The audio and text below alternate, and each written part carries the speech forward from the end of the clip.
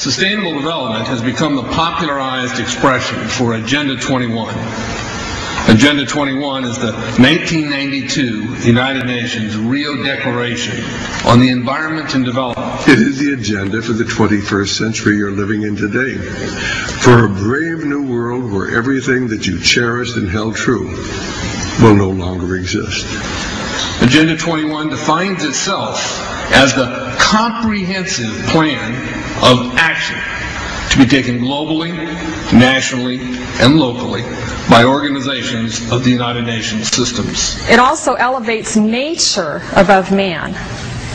And it contains something called the precautionary principle, where basically you're guilty until you're proven innocent. Sustainable development is the philosophy designed to bring human beings across the globe under the full control of a narrow human elite. It's a 40-chapter document to basically control the world. It's based entirely on socialist control mechanisms. Sustainable developers have designed a global movement coordinated through a global to local action plan to create world government in accordance with certain objectives. These objectives include an end to national sovereignty, the abolition of private property, the restructure of the family unit, and increasing limitations and restrictions on mobility and individual opportunity. The green goal includes the listings of what's not sustainable. A couple of the examples include private property. 728 lists fossil fuels. Golf courses and ski lodges are not. Consumerism. Irrigation is not sustainable. Paved roads. Commercial agriculture. Herbicides, pesticides. Elsewhere, it lists farmlands, pastures, grazing of livestock, and the family unit. The focus of sustainable development is the abolition of private property, societal undermining of the family, and abandonment of the constitutional protection of unalienable rights as described in the Declaration of Independence. You see, I sat on the Santa Cruz Agenda 21 committees. Now, this was a lot of crazy ideas. This was back in the mid-90s. Crazy ideas I heard. Mother Earth's surface wasn't to be scratched. Human beings were to be concentrated into human settlement zones. Educational systems were to focus on the environment as the central organizing principle. All aspects of life were covered. Well, I went to these committees at the request of some people who told me that I needed to understand what was going on, and I came back and I said, this is craziness. This is so silly. It has no chance of having any effect on our society. Well, I was wrong. The United States government's support for sustainable development, Agenda 21, is very clear. In 1992, while the Rio Conference was going on, George Bush, then president, was there where he executed the Agenda 21 protocols on behalf of the United States and brought it back to Washington, D.C. Within a year, Bill Clinton, by executive order, no congressional review, established the President's Council for Sustainable Development. In Santa Cruz, we've got a 2-lane freeway system. We need 4, but what we're getting is hundreds of millions of dollars of federal money to take a dilapidated rail line that Southern Pacific wants to put in the hands of somebody else so that a commuter line can be built along the railroad track. That'll be followed by 14-story buildings where people will live and stack them and pack them units, where developers, or so-called sustainable developers, will build these high-rises with federal dollars. In fact, Santa Cruz has received a $300 million federal grant to build the first 3,000 of these stack and pack them units. The County Board of Supervisors has said, if you are a sustainable developer, you're immune from any construction defect liability.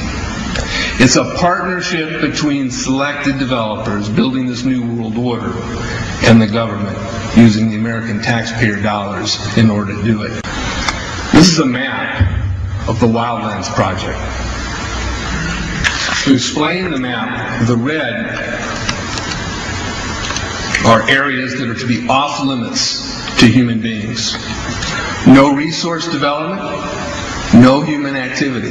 If you live there, you won't. The yellow areas are the areas for major control of all human activity. If you live there, you won't. The black areas, the black dots, are the smart growth zones. That's where human beings are to be stacked and packed in small living units along rail tracks. The Smart Growth Program ultimately has jobs assigned and children cared for by the state. The question has been asked many times how the people who are perpetrating these things expect to do this and make it last. And the answer to that is that you steal a generation of children and you indoctrinate them so that they accept these ideas and they become global citizens in the coming global village. UNESCO came out and declared 2005 to 2015 the decade of education for sustainable development. But they go on to say that it will encompass the 40 chapters of Agenda 21. That is your federal national curriculum. The entire purpose of second grade social studies is to transfer loyalty from the family to the government and teach them about sustainable economic consumption. Students construct their own understandings of reality and realize that objective reality is not knowable. So why bother? The truth is, the truth which keeps men free is being suppressed in order to prop up the attitude training agenda. And it moves on. This is our new math called connected mathematics. Standard 3 tells us that students learn that mathematics is man-made, that it is arbitrary, and good solutions are arrived at by consensus. Most of us assume 2 plus 2 is always going to equal 4. You're wrong. We might reach a new consensus.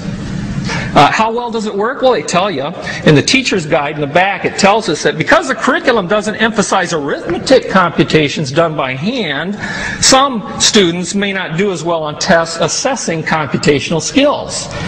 We believe such a trade-off in the favor of CMP is very much to the student's advantage in the world of work. Our children are mathematically illiterate on purpose. How do I know on purpose? Why isn't this just a basic bad idea? Because the Sustainable Development Plan tells us so. Generally, more highly educated people who have higher incomes consume more resources than poorly educated people who tend to have lower incomes. In this case, more education increases the threat to sustainability. Charlotte Iserby, I owe you an apology. I did not believe for the longest time it was a deliberate dumbing down. I thought the dumbing down was a natural consequence of a bad idea. Folks, it's deliberate. It's deliberate. The sustainable globalist goal is the orchestration of a planned fall of American principles, values, and lifestyles. The effect on the average American will be devastating.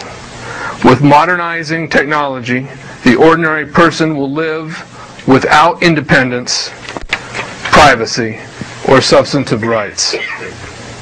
Another press conference that I attended was the ICLE group, the International Committee for Local Environmental Initiatives, that helps in the implementation of Agenda 21 in all of our local communities.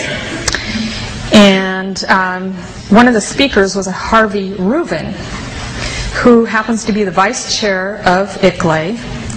And I asked him about the correlative rights that Americans derive from the United States Constitution and the Bill of Rights. And that, of course, is your individual liberties, your private property, your freedom of speech. I asked about it clashing with Agenda 21. And you know what his response was? Individual rights must take a back seat to the collective